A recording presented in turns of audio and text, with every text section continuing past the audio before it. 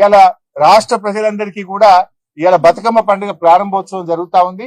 మా అక్క చెల్లెళ్ళందరికీ కూడా బతుకమ్మ పండుగ శుభాకాంక్షలు తెలియజేస్తా ఉన్నాం. ఇలా పల్లెటూర్లలో కూడా ఏమైపోయిందంటే కనీసం బుగ్గలేసే పరిస్థితి లేదు.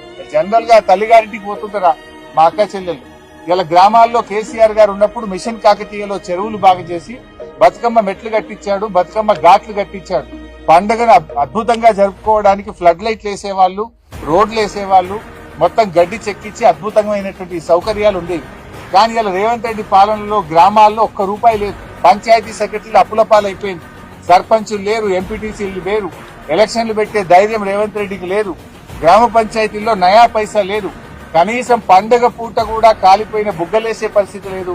పండగ పూట గ్రామాల్లో చెత్త ఎత్తే పరిస్థితిలో ట్రాక్టర్ల డీజిల్ దిక్కులేని పరిస్థితి. బతుకమ్మకి ఏర్పాట్లు చేయడానికి గడ్డి మందు కొట్టడానికి కూడా గ్రామాల్లో పైసలు లేవు. ఇది రేవంత్ పాలన. మాటలకు ఎక్కువ, చేతలకు తక్కువ. కనీసం పండగనన్నా పట్టించుకో. ఈ పండగ పూటనైనా గ్రామ పంచాయతీలకు నిధులు విడుదల చేసి తెలంగాణలో అతిపెద్ద పండగ బతుకమ్మ, దసరా పండగ. ఈ పండగ ఏర్పాట్లు చేసుకోవడానికైనా గ్రామాలకు నిధులు విడుదల చేయి.